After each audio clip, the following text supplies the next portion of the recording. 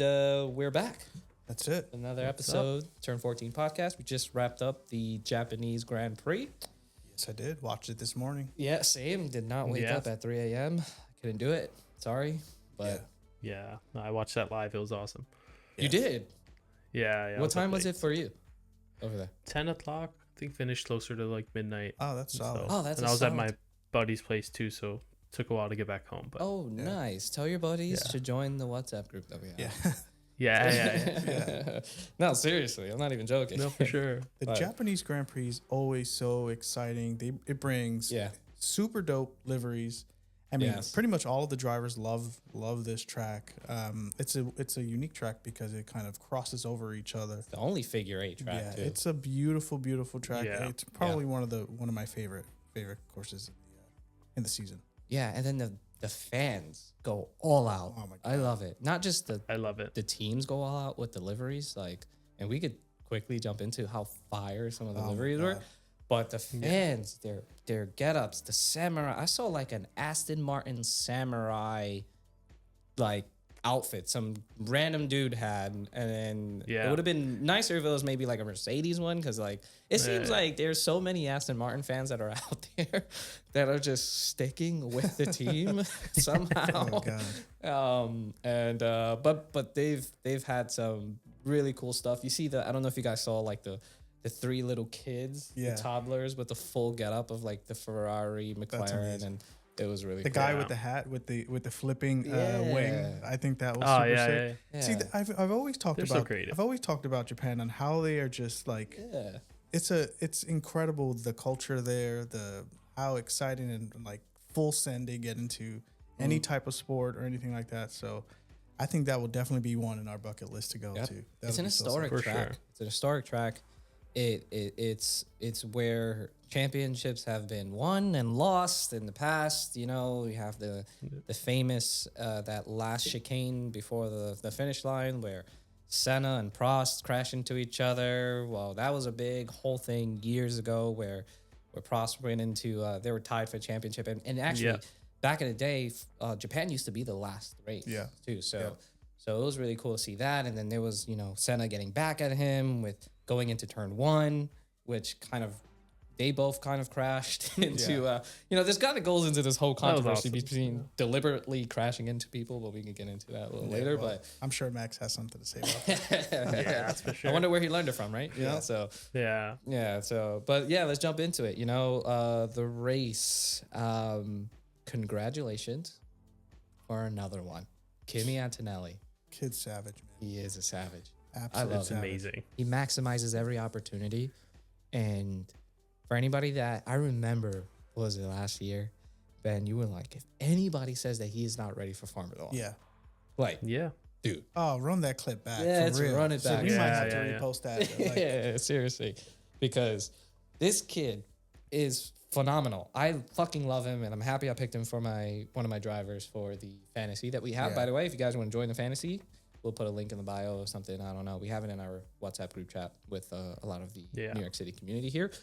And but yeah, man, Kimi Antonelli, the youngest F1 driver to ever lead the championship. Yeah. That's awesome. I love that for him. Yeah. He was really doing a Max Verstappen too, leading that race and just pulling fastest lap after fastest lap. Yes. I was just like, oh, he has it in it. I could see it. He does. All weekend. He was rapid all weekend. I mean, mind you, he needs to figure out this launch, and I mean, because this is already the second or third race that he's really not gotten off the jump. I mean, I can imagine how stressful it is to see 5 or 6 cars pass him at the start, but I mean, he's cool and smooth, and he gets back to P1, which either is a testament to fucking Mercedes and the engine that they have, and just obviously Kimi's skill. But I'm so happy for him, man. He is he's doing it, dude, and don't be surprised if he's the one that's getting the trophy at the end. Yep. He is. He's crushing it, man, and I absolutely love it. And I've always, since he first started, the moment I heard about him, I did like all the little research that I did, and then just like I had a feeling he was going to be super competitive coming into F1, and this is his second year. Yeah, he's a generational talent. I mean, there's a lot of new people that I know that are getting into the sport, and they are watching, and they're like, "Wow, who is this kid?" Yep. This kid is a future champion. He is someone that you are going to be seeing for many, many years to come. And I'm sure Toto is just sitting back like, I told you so.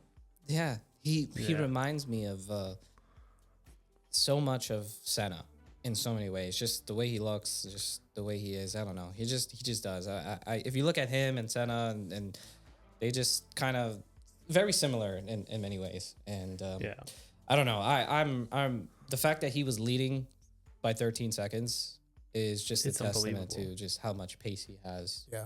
Natural pace. And what an awesome pose, by the way, to win the race. Bro. Like, I don't know how long he's been thinking about doing that, but that's a good one. Oh, he's having fun now. Happy. That was a good one. Yo. That and the wink at the camera, dude. George, take some notes, bro. Seriously. Because Kimi is aura farming like crazy right now.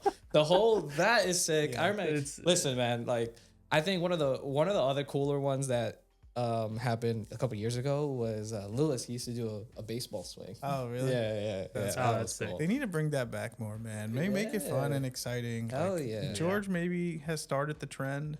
Kimi, please continue to do that. I love that. That's the thumbnail.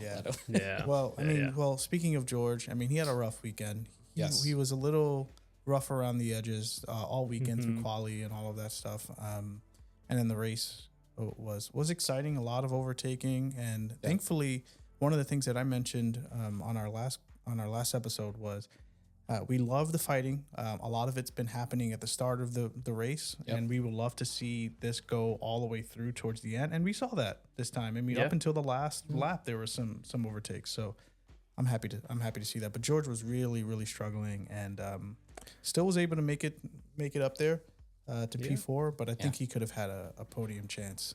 Yeah, absolutely. I think, without that safety car, George would have been on the podium. I don't know if he would have won, but I think he would have been up on there for sure. It was literally one lap right after he went into the pit. The safety car deployed. That's just. And it's funny because Alex Jakes was reading a stat that said there has never been, I think in the last 15 years, there hasn't been a safety car to come out of Japan after the 9th lap. So this is pretty much like whatever the grid is at this time, it will just remain that, or there will likely be overtakes, but like there's going to be no safety car. And then boom, safety car comes out. And I feel bad for George because it's just super unlucky. And you could tell during his radio, like he was like super annoyed and super frustrated.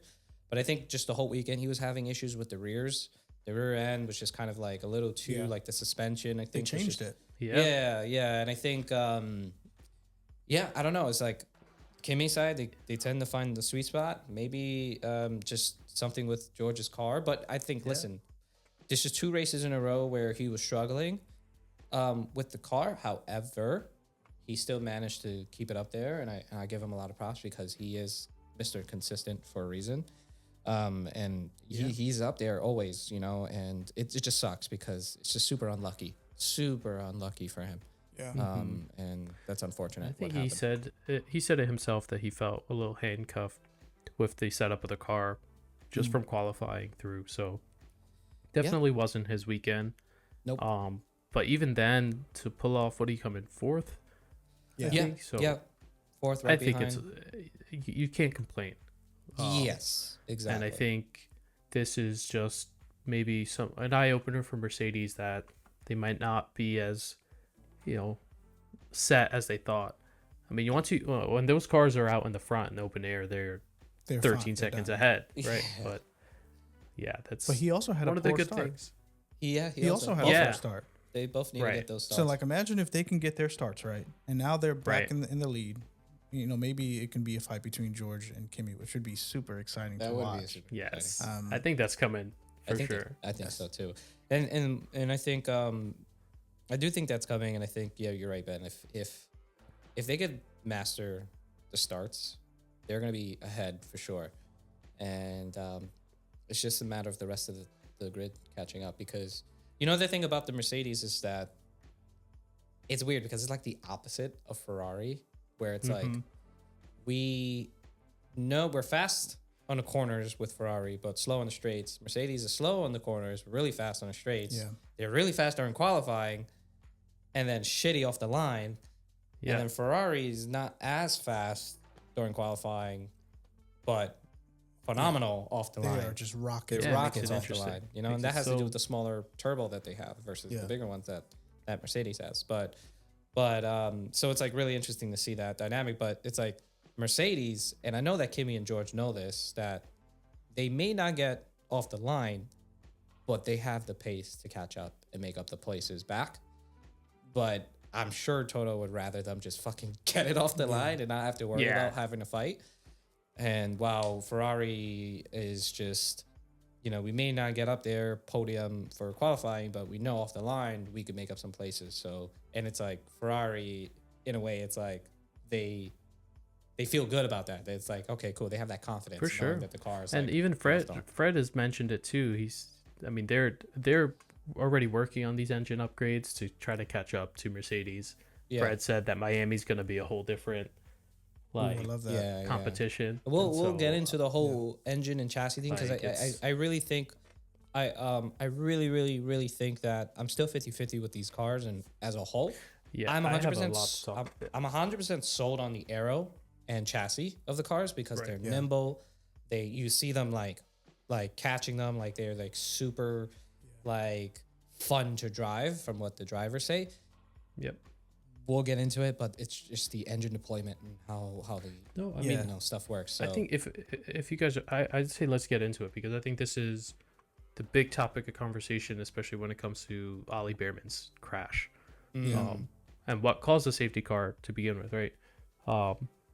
Had it been any other year, any other set of cars, what Colapinto did would have been just fine, and would have just been kind of protecting his position on the track, but the deltas between Colapinto and Bearman were so huge.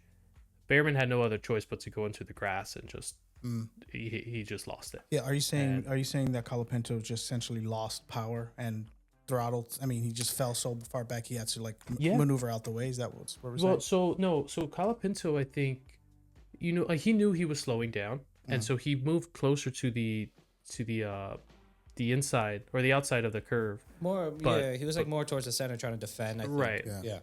It felt like he was trying to defend, but because Bearman was using his battery and deploying, there was a huge speed delta between them. I think they were saying 50 kilometers per hour or something, and at that point, there's nothing you can really do from Bearman's side to really stop that. Had they been closer together in speed, I don't think we would have seen this accident. Yeah. And I agree. and it was a rough crash. 50G crash. Yeah, and it's very rare that people crash into spoon. Yeah. Which is that.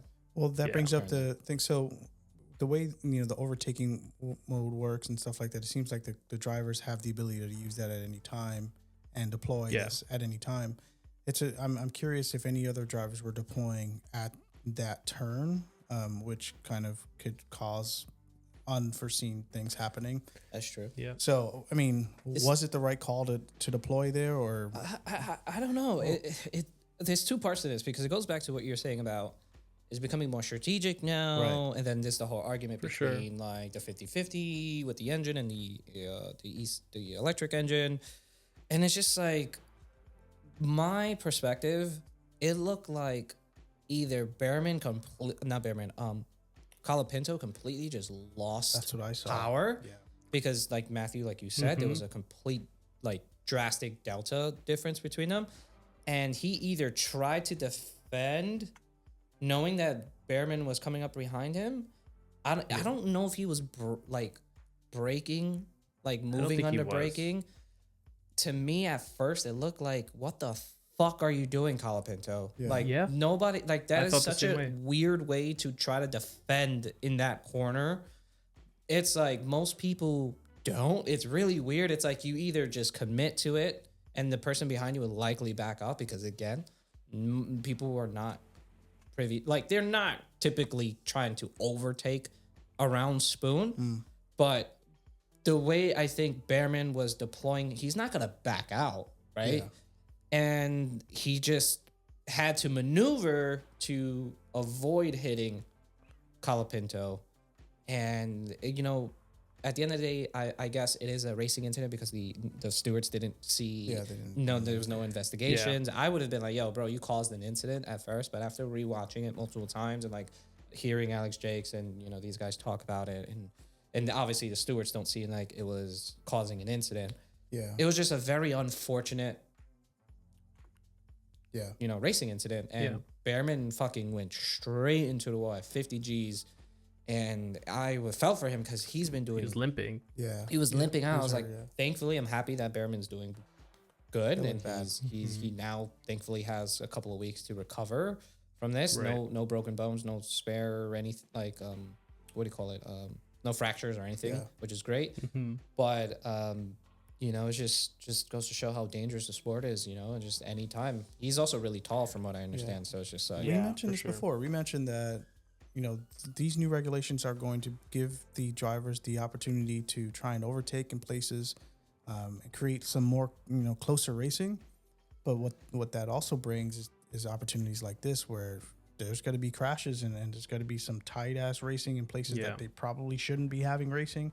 And unfortunately, the result of that can be some terrible crashes. But I think there's lots of talk with the drivers. Apparently they've mentioned this to the FIA before, that they're concerned about the deltas between the cars as far as I think like the speed differences between them, but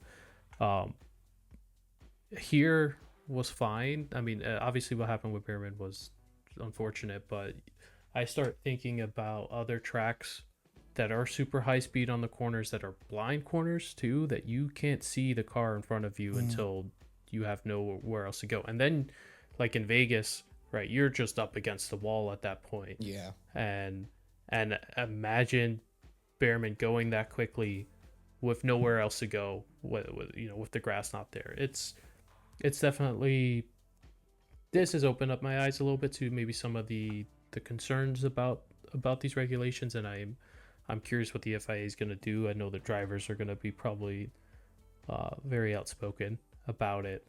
But you're right. I mean, it's a balancing act that's really difficult, because if they're used to handicap these cars too much, right, we're just going to end up back in the F1 situation of the past, where no one's doing any overtakes during the race. Everything is set in qualifying, and there's not much opportunity for drivers. And so it would have been really interesting to see them race in Saudi Arabia, because that is one of the fastest tracks on the grid, with blind corners that you talk about, with nothing but concrete walls. And I remember mentioning this to you guys years ago. I was just like, this is just one of the most dangerous tracks that are out there, because it's a lot of fast corners, blind corners, again, nothing but walls. And it's just like, you have to have confidence in the car. You have to obviously know the track and just be insane. Something similar happened to George also. Like, all of a sudden he's going, dead, completely dead. Falls back. Leclerc takes over him. Like, and it's just nuts. But we could definitely jump into the whole controversy about the super clipping. But before we do that, I wanted to give a huge shout out to Oscar Piastri for finally starting a race and finishing. McLaren has the pace. McLaren, and they figured it out, because they're doing. I think they're a bigger threat to Ferrari than anyone else. I still believe that Ferrari will. I feel like they hope so. They'll figure it out. They'll get their shit in order.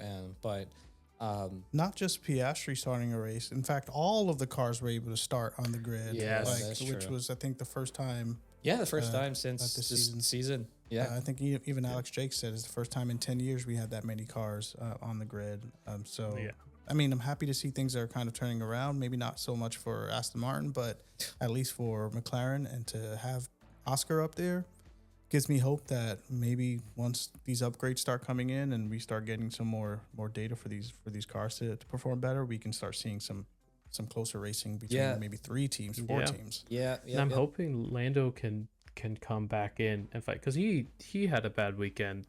The car keeps reliability. They're having reliability issues with McLaren right now. That's, I think, their biggest hurdle. I think I want to see what Lando can do on a weekend that he can drive the car all 3 days and actually like pull something together. Yeah. So So shout out to McLaren for finally figuring it out, and Oscar for actually, took him a bit coming in second, after not racing. Yeah. For 2 races. And every few races, we see our boy Pierre Gasly getting into the points, which is great. Man. I know last year he was doing good. Yeah. Let's not. I mean, he's always been in the mix and the talks of just like points and stuff like that. But I'm happy to see that he's there. Yeah. Especially in front of 2 Red Bulls is huge. Yeah. Yep. He's beaten Max all year. I think every opportunity he's came out ahead. So. Yeah. Max waved to him. Did you see that? No, I didn't. No. Yeah. So essentially, I guess on the straight, Max ran out of the battery, and Max just waves to him as he passes by. Oh man, that's fucking hilarious. That's so funny. Yeah, but Max, Max came up. He made up a bunch of places. I mean, he's still fighting, but I guess he's limited. Yeah, he is. They're on a handicap for sure. I think the Red Bulls not doing it. The Red Bulls are not doing it, but I still have faith that they will find. Listen, it's like what happened last year, right? It's like they were nowhere in the mix, and then out of nowhere they just fucking came back. Well, at least Max did. Yeah. Yeah. But I wanted to also mention that Arvin Lindblad has been doing really fucking good since the beginning of the season, and he's somebody to keep an eye on, and I think he will be in F1 for a very long time. He's doing great. Him and Gasly are the ones that tend to fight a lot, and then we also had some fights between Hajar and Arvin Lindblad, I believe. Hajar is doing pretty good. I think it sucks that just the Red Bulls. It's just something about the battery and the engine that they're just not getting right yet. But I get with this major break coming, hopefully all these teams have an opportunity to just really kind of like regroup and figure it out. Yeah. So. Yeah, I'm impressed with Audi. I'm impressed with some of the midfield teams. Yep. I was hoping to see Williams in the midfield, and they're still kind of in the bottom. Yeah. But to see like Esteban Ocon finishing in the points, Liam Lawson finally, showing that what he can do. I think it's exciting. It's exciting to see this mix of cars in the midfield. A lot of the TV time is obviously in the front of the field with all the fighting, but there's a lot of fighting happening. Yeah, a lot of stuff going on, and I think that's what we've asked for. So yeah, there was a time where Lewis and George were going at. Well, Lewis and Lando were going at it for a bit. Oh yeah. But they had their camera on like George and Charles, I believe, and just like. I'm like watching in the corner, and so is Alex Jakes, and I'm commentating on like the battle between Lando and Lewis, and it was really interesting to see. Wasn't a great weekend for Lewis, but I'll take the P6 finish. What happened to Lewis? I just think just the tires deployment is just. I don't know because it didn't seem like he had any worse tires than Charles. Really, I mean, it's just something I've mentioned before too, where it feels like between Lewis and Charles, Lewis is kind of always getting out ahead at first, and Charles is kind of figuring it out later in the race. But to see him fall behind, even like Lando there at the end, I was rooting for him the whole race. I thought Lewis could get on the podium. I don't. Yeah. There was some fighting though between him and Leclerc, which seems to be a common theme every race now, which is exciting. As long as they don't crash. Yeah, I'm all for that. I think in the cool down room, Leclerc said that he thinks that they touched. I did hear that. Mm-hmm. I don't know. I think a lot of it has to do with the battery situation, which I think if you guys want, let's do it. Great time to talk about the whole power 50-50 situation, because I think more and more drivers are now starting to like fucking hate it. I think one of the biggest topics, and I think most people may not know, is the super clipping. A lot of people keep hearing the term super clipping, and I think the best way to describe what super clipping is that when a driver is driving down a straight, they are full throttle. And when super clipping happens is that the MGUK kicks in for recharging. And that's where you'll see the drastic dip in power. Because the car is now shifting from full power to wanting to recharge the battery. While the drivers are still flat While the drivers have a full, like, they're not even coasting. And I think people need to understand that. Coasting, lifting and coasting is when a driver needs to manage their tires or for battery regeneration. They will lift on the throttle very subtly, like kind of going into turn 1 in Japan. That's not a braking corner. That's more of like a lift. You either take it or you kind of like slightly lift off. While you're lifting, battery recharges, and obviously you're slowing down just a little bit. So that's lift and coasting. It's a great way to manage your tires, recharge your battery, etc.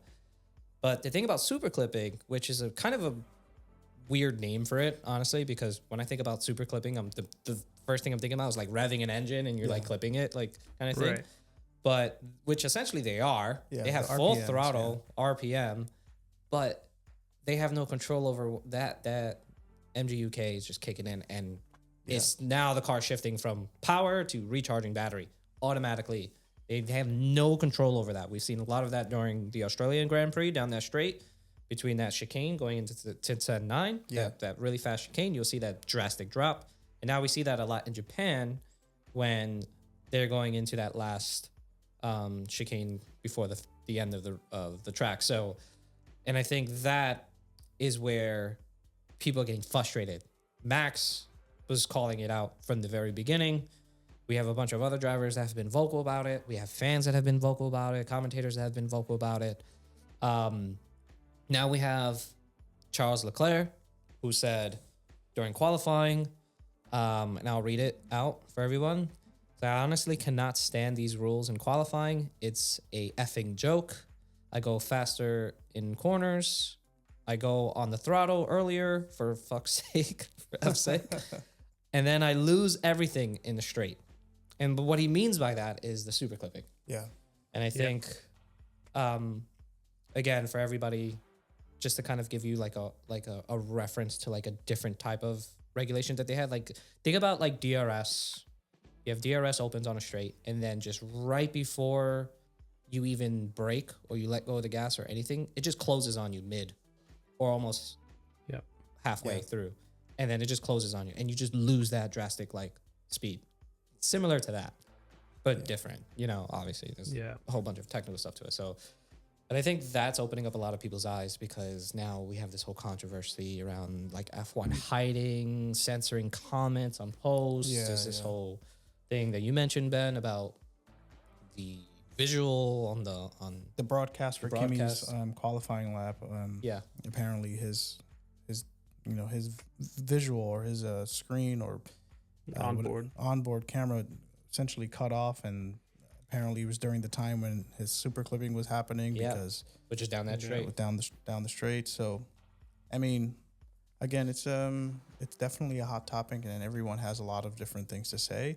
And when we consider, let's say, Leclerc obviously was really frustrated with qualifying, but then you hear him speak about the race, and he said once again that he had fun doing it. So it's just there's two different things happening here. Race time, people are having fun racing, but when it comes to qualifying, which is again probably one of the more important pieces of the weekend, if not the most important piece of the weekend, people are frustrated because they're limited to what they can do. They're limited to the rules with the battery regen. I think that something needs to change, really. My concern though is if they do any changes, that it feels like it's one or the other. It's either we get good qualifying and not a good race, or vice versa.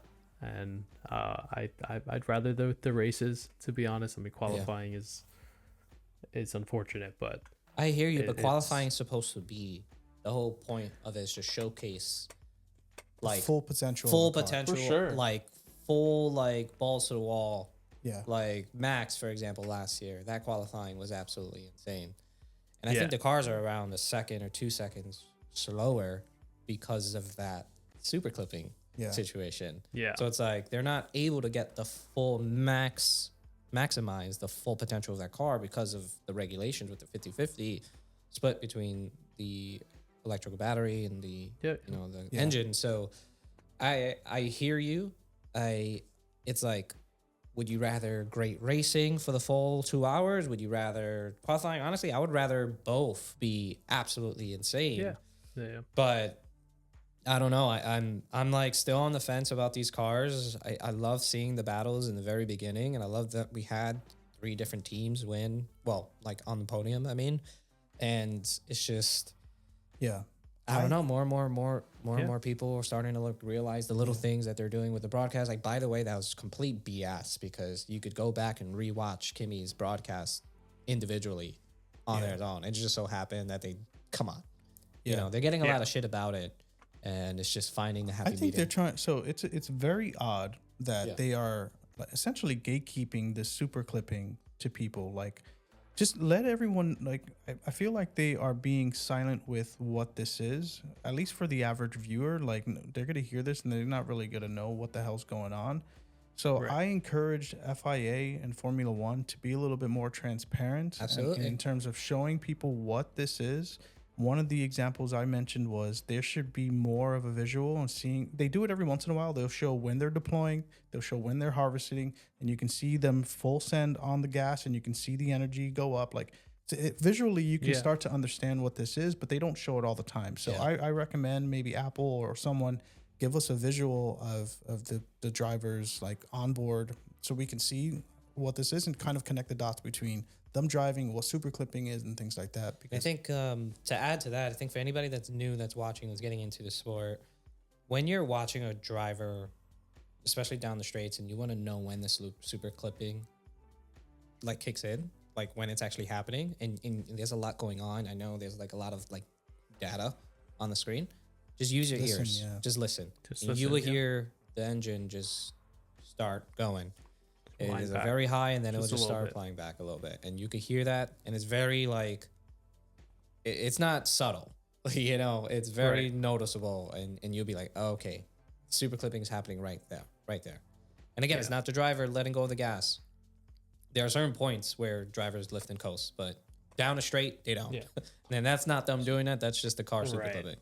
So what do you guys think about the potential like solutions to this? Because really, the only thing I can see them doing is just reducing the battery limit and essentially switching it from the 50-50 to somewhere lower, maybe like a 70-30. Right? This will slow down everyone overall. It'll make the car slower than what we're seeing now, but it'll bring everyone closer together and stop the cars from losing this deployment down the straights. I don't know. I guess that's going to affect. That's a really good question, because I was thinking in my head, how exactly does this work? And maybe somebody that's a little bit more technical, maybe we'll do some more research. Maybe I'll do some more research and really dive deep into like how much power the actual ICE has versus the battery.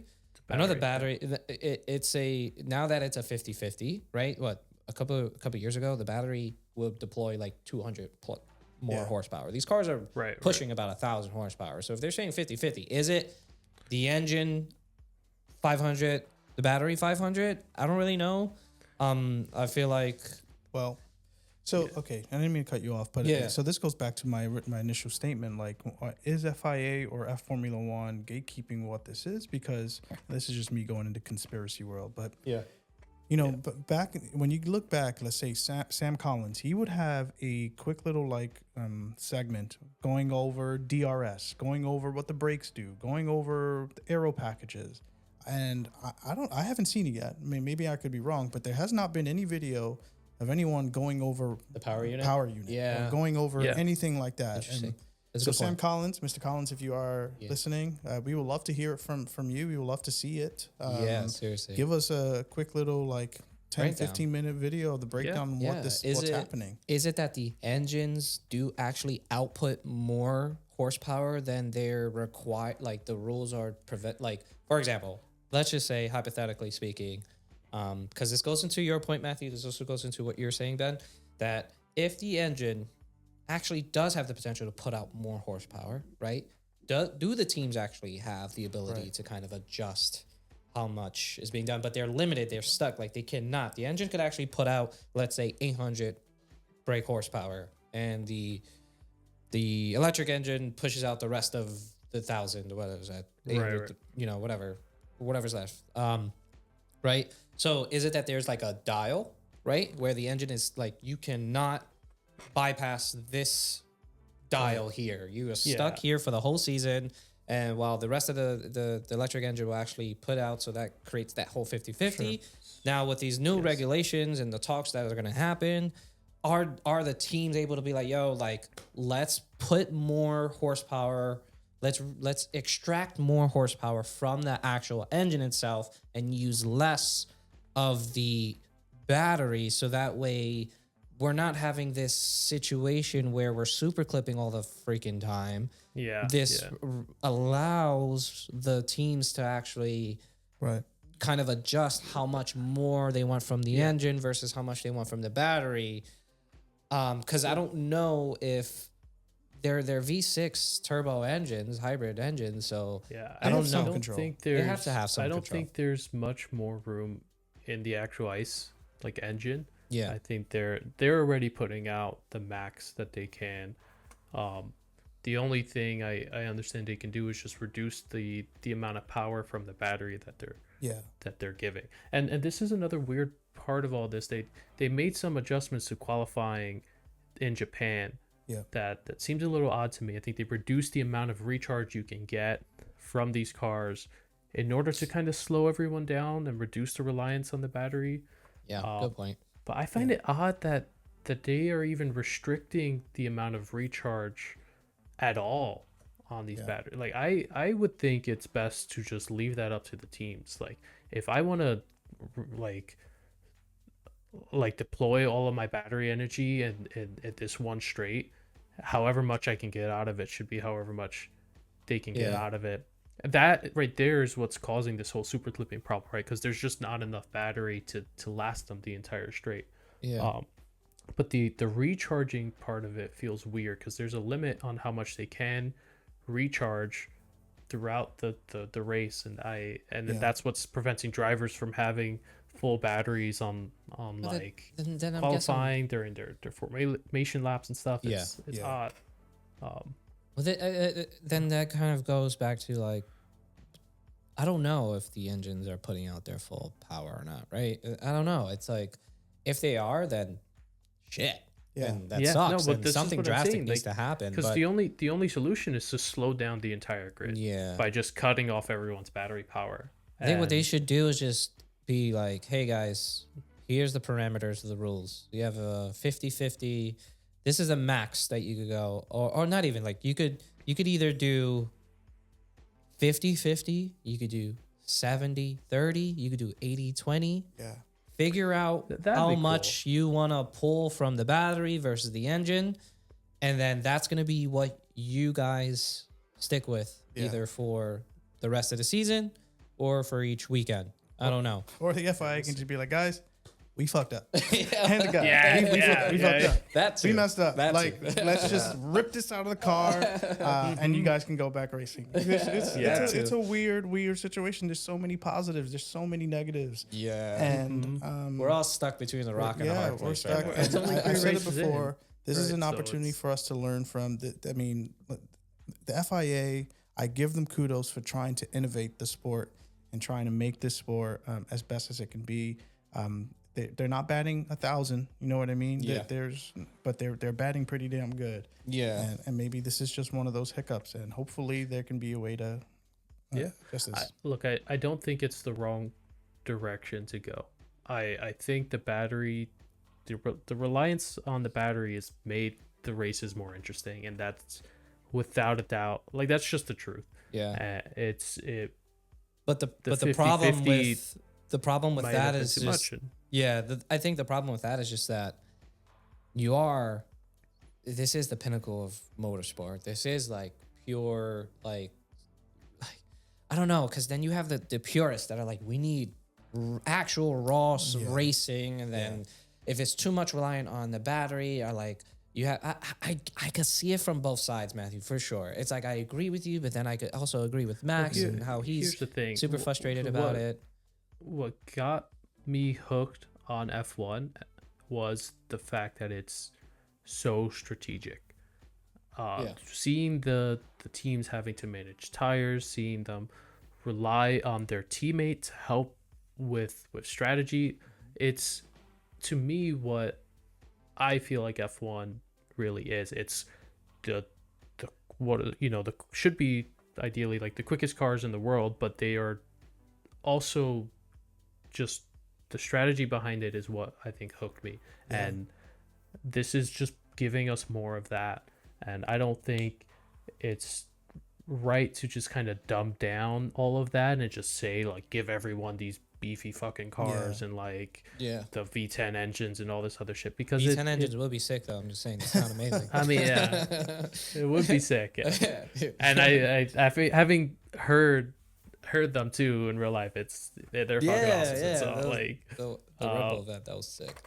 But it's I hear you. I think FIA and the Formula One may have a good problem on their hands.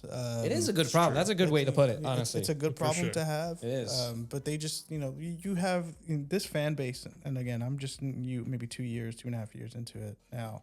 The fan base is obviously very passionate, and they are very vocal about whether or not they're going to like it. I mean, I think the reason why it's so the way it is because all other sports, we're talking, 30, 40 teams or whatever the case is. When it comes down to Formula One, it's just a short list of people that you can vote for, and everyone is kind of condensed into this little like sport.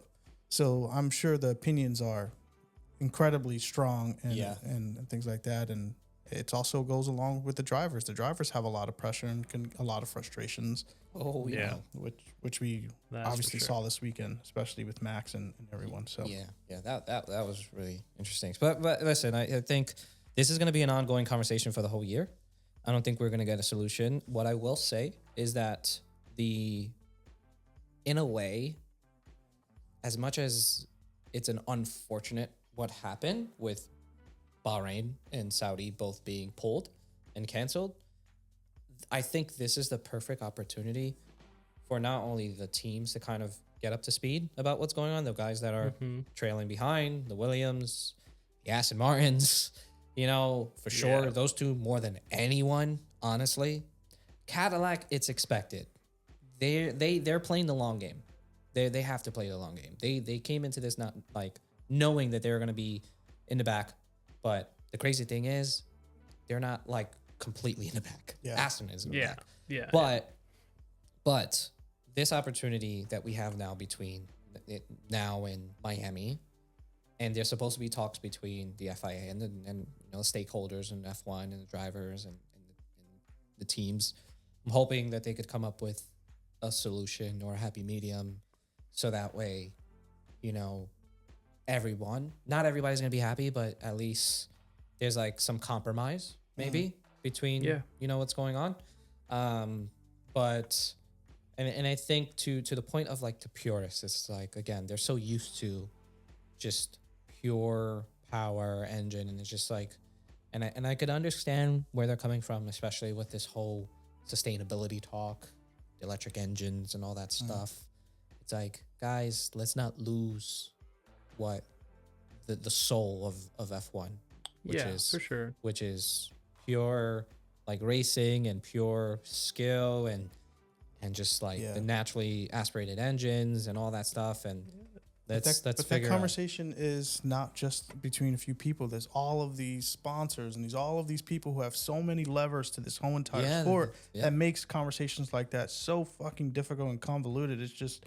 It's difficult. It's just, I can't even imagine what those rooms look like, because I'm sure it's a fucking stadium full of people whispering into everyone's ear. Like, here's what we think is best. Here's what we think. Not just that, but you also have there was an interview with Toto Wolff, and he was like, the racing hasn't been better. These regulations are good. They're perfect. It's like, of course you're going to say that, right? Like, So it's... I know. That kind of goes to the point about the like, again, F1 has become probably, if not one of the biggest sports in the world right now. I think second to soccer, football. or maybe even more. I don't know, in terms of like popularity and all these big players coming in. You It's have growing Apple, for sure.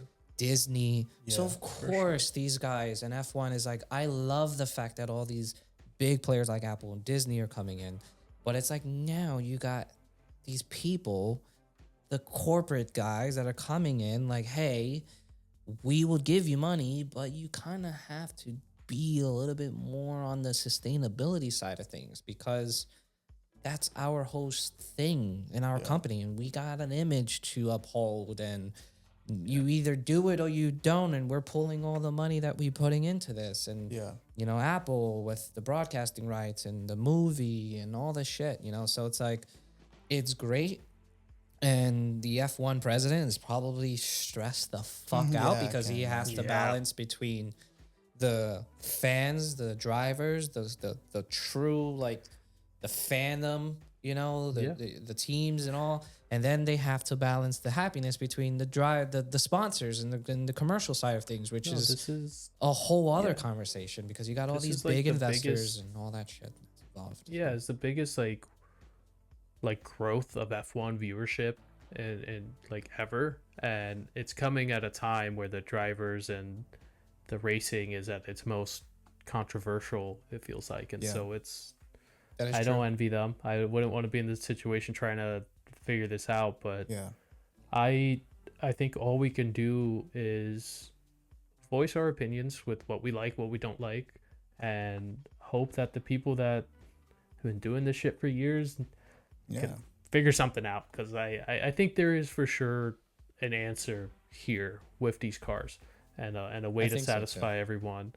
And we're only 3 races in. So we are only 3 races in. Well, I have a question for the viewers or the listeners. If, like, how would you approach this situation, this whole super clipping, energy deployment, harvesting thing? Let us know in the comments. Let us know. Reach out to us, DM us, because I am curious to know what is a common theme on how people are kind of trying to piece this together and trying to figure this all out. There's a lot of opinions out there. At the end of the day, after all this is said and done, I'm still at the edge of my seat watching these overtakes and are incredibly impressed and excited and really having a good time watching. Absolutely. Yes. So absolutely. And Kimi Antonelli, man, Jesus, he's so good. He's good. I think he's better than George. To be honest. Dude. I think George can't catch a break, man. I love George, but jeez, not sucks. And you know, there's a lot of conversation too about how good George is compared to Charles and stuff. And F1 has a recency bias kind of like issue, and so. But I don't know. I just see Kimi's potential as definitely surpassing George, and so I mean, he's young and he's hungry, and I think that's what I'm saying. It's like what Toto said. It's like Kimi fast laps, man. He's a generational talent. Yeah, man. I'd rather have a driver that I gotta be like, yo, they said it again. Yeah, just bring the car home, bro. Yeah, just bring it home, dude. Like you putting fast. He put one in after that too. And I love that. It's like 13 seconds ahead. Like, come on, like. And then at that point, Piastri, come on, you had clean air, bro. At that point, like, you should have had clean air. I don't know. It's crazy. I love seeing that, man, and I'm rooting for him for sure. And I don't know. It's just I was talking to a friend, and he's just like, well, who should I root for? What team? I'm like, really want to get into the sport. I'm just like, dude, I don't know. Where do I even start? Yeah, there's so many. You got history. You got so many stories. Yeah, there's so much stories. I just told him, listen, like. You got your villains, yeah. Like Max Verstappen, who is, seems to be the villain these days. But I'm rooting for him. I think he'll come back. Never fucking, never doubt Max. He would never count him out. The whole thing that happened, there was a lot of people just saying a lot of outrageous shit about it, and it's just like, Ben, like you said, the internet. Thank God I didn't fucking respond to it, but it's just like, guys, like, this is the one thing. If nobody knows, Max kicked out a journalist. Reporter for The Guardian, I believe, in the UK. I believe. For it wasn't like a F1 press conference. It was a Red Bull press conference. So in a way, he probably has a little bit more say on who could be in and out. Although you may not agree with it, I can see it from both sides. You shouldn't be kicking people out. I get it. But it is also Max Verstappen. He's probably by far the best, not just driver, not just F1 driver, the best racing driver to live right now.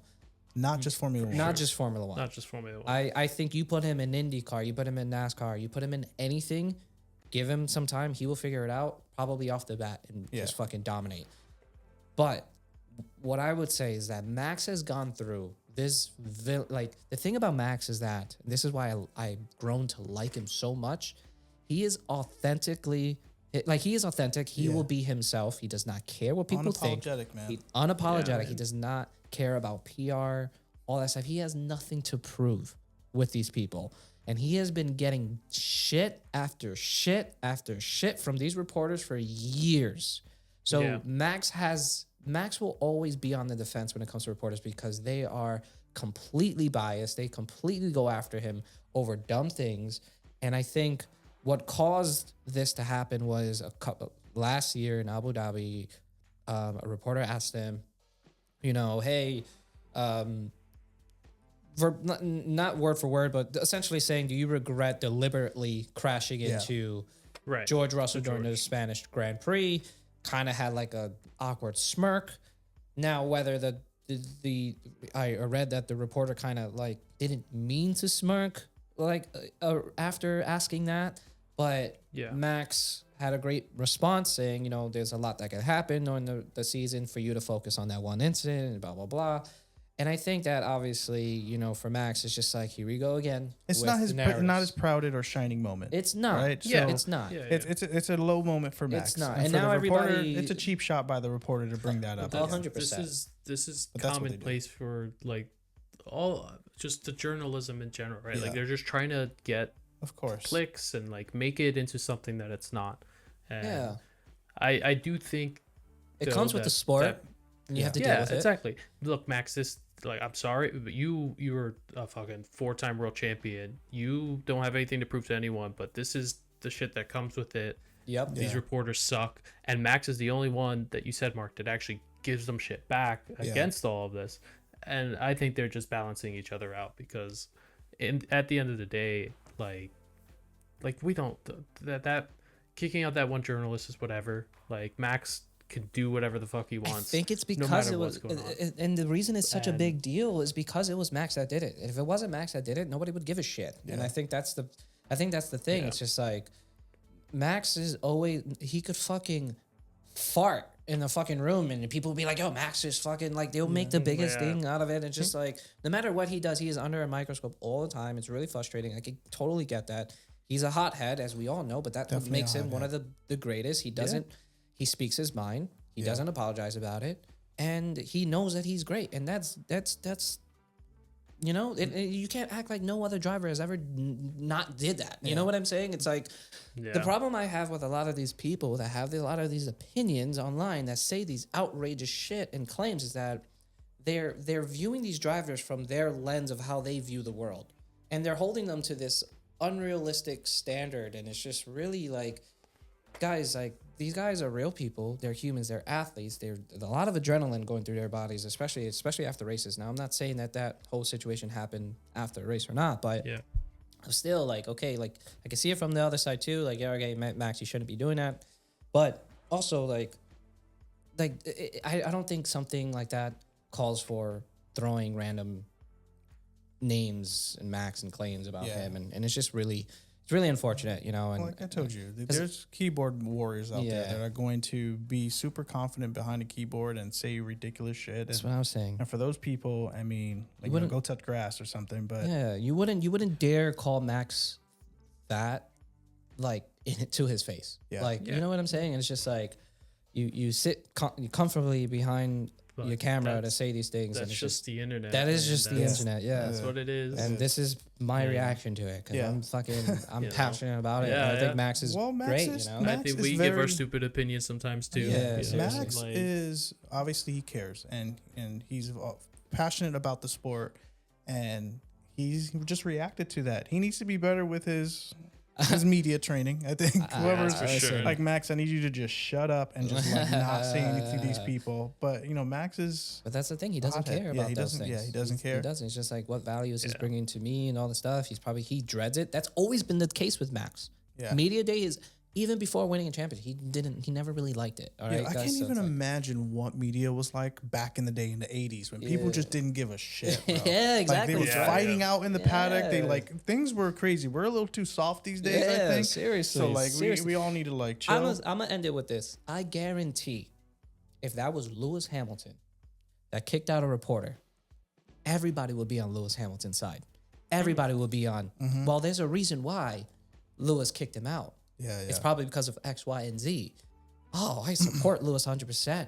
He has every right to do that. And I fucking love Lewis. I'm just saying, like, that's not, come on. You guys can't act like there's not bias, because when Max does it, it is a fucking problem. The world is ending. He's a hothead. He's a piece of shit. He's all this stuff. He's X, Y, and Z. But I blame Netflix. They made it all comes back to Netflix. He's the goat, so like they made him look like a villain for sure. Yeah. But he is. But if you I watch earned the videos, all my respect for Max after Lando's win, where he's like, if my mom had balls, she'd be my dad. Like I'm just like, okay. Brandon watched the whole video. Max, you is can't awesome. mess with Max. Max He's not a bad guy. Max, we're on your side, man. We're on your side. He's not a bad guy. People see the worst of some. Not even the worst. Like I think 2021 was probably the worst you've seen. But like, come on, like this guy's a dad. He has a child at home. He's racing other races while he's doing F1. Yeah, the guy's fucking winning at life right now. Yeah, you think he cares about it? Yeah, exactly. He didn't win that endurance championship. Oh, the Nürburgring, crazy. But can't catch a fucking break. Can't catch a break, that guy. No. But just I'll kind of just end it off this. If you don't really understand who Max Verstappen is, like let's say you're an accountant, you go to work, you do your accounting things, you come back home, you enjoy your life. Think about if you were Max Verstappen, you would go to your work, you do your accountant thing, you come back home and you open more spreadsheets to go ahead and do the spreadsheets, and then you call your family to do more of their spreadsheets, and then then you go run a marathon. And you do it better than anyone else. And then you're the best spreadsheet person ever. Like that's who Max Verstappen is, man. And you know when you're the best, you have people after you. Yeah, that is true. Yeah, that is true. You know, but I don't know if there's any other topics that we wanted to touch on. I mean, there's the whole Aston Martin situation, but I don't. We'll see how things play out. You see how things the next few weeks, right? Yeah, they're without a team principal right now. Yeah, I mean, he did mention something saying, we like to run things a little bit different here, like without a team principal. We do little things unorthodox and stuff like that. Like, okay, bro, like sure, but I mean, you're still back in the grid. Yeah, so, seriously, what's going on? That and the fact that you guys are not in a position to be saying shit like that. To be honest with you, you guys need shut up and like And I think that was figure it out or something. It was this whole thing just to kind of like the whole Aston Martin thing with Adrian Newey stepping down. It's like not stepping down. He's just gonna focus on the actual. Allow him to put his focus on the technical issues. What there's obviously something wrong with the car, and he needs to focus on that and fixing it. He can't run a whole team. Not saying that he can't, but he just right now he can't. But what I read, I'll end this real quick. I heard that there was talks between Christian Horner and Lance Stroll about potentially coming in. However, Christian Horner wants a stake in a team, and he won't become just the team principal. He wants to actually be an owner this time. Yeah. And I think that comes with decision making, which means that if Christian was to come into Aston, bye. Get him out. Bye. I see Christian going to Audi before Aston Martin, to be honest. Interesting. Yeah. But we have Ratatouille there, so we're I would love to see Christian come back. I want to see him come back. I think we need someone to be given total. He needs to come back doing like WWE entrance. Like just straight up, all the lights go out. Yeah, just, Undertaker. The Undertaker fucking song comes on. Like that'll be sick. Total's looking around like, what's going on? That would be funny, man. But I think Alpine is his way back in. I don't know. Something feels good about him coming into Alpine, which would be really funny because they're using a Mercedes engine and all that stuff. But I don't know. We'll see what happens. Let us know what you think. Or maybe they just give the opportunity to somebody new. Who knows? I'm sure there's a bunch of talented people out there that could run teams. Yeah. Well, what do we got next? We got a big ass break. Yeah. Unforeseen, unplanned big ass break. We're probably beneficial to everyone. Yeah, that's what I was saying earlier. I think it's like it's kind of like a blessing in disguise because for sure, you know, now everybody could just like, okay, first of all, we didn't really have much of a long break during the winter, so this is kind of great. They could kind of regroup, figure out what's going on. I hope that Williams comes back like hitting hard, you know. Yeah. And freaking, you know, Carlos Sainz with his delusional, I'm trying to put it on pole thing. I don't know if you saw that. It was really funny. And you saw Alex Albon like, what? You like, what the fuck? You trying to put it on pole? You didn't see that? That was hilarious. The funniest shit. But I hope Williams comes back. I hope the same with, you know, hopefully Aston, because I feel bad for Alonso. By the way, congratulations, Alonso, on the new baby. You're a dad now, which means that you can't just fucking full send it, you know? But I feel like Alonso he's one of the other ones that I feel like is just trapped in this thing. He's hoping that they could extract something out of this car because he's also extremely talented. He's a 2-time world champ, and he didn't become a 2-time world champ out of nowhere. So it, you know, hopefully those two teams more than anything. Hopefully we'll see some improvement, but who knows? Let's see what happens. Yeah. Sweet. We have Miami Grand Prix next. Grand Prix is Miami GP, which is always a fun time. It's always a good one. Yeah, that's our first race. I actually want to go back one day. And I guess we can go into our predictions if there's nothing else that we need to review. Predictions. I think Kimi Antonelli pole. We're gonna have and whatever. I feel like Kimi Antonelli.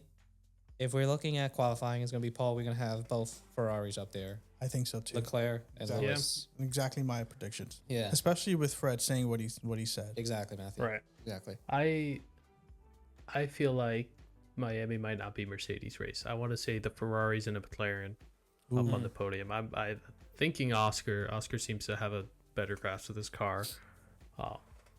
I don't know who out of Lewis or Charles are going to be up ahead, but what we we'll do see. know is that they will go wheel to wheel, which is dope. Yeah, that's going to be sick. And it's a sprint too, right, in Miami? Yeah. I believe it's a sprint week. Yes. Oh, and they have that long straight too, so I mean, I'm curious what's going to happen. It's not super like long compared to some of the other ones, we'll but see some clippings going on. We'll see some of that, obviously. That shit's not going away anytime soon unless something drastic happens. Awesome. Yeah, lots will change, but we'll see. Yeah. Well, that was I'm excited. I think that was a good conversation. I think we have a lot to look forward to. I want to hear people's opinions because obviously we have our thoughts on all of this.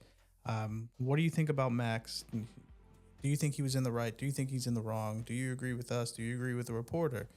Like, let us know what your thoughts are because we want to try and get an understanding. It's all, at the end of the day, it's all just sport that we love. We're all fans, and Max don't care too.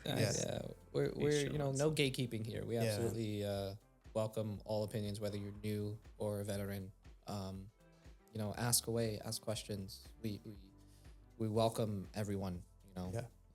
So we'll see you guys on the next one. Yeah.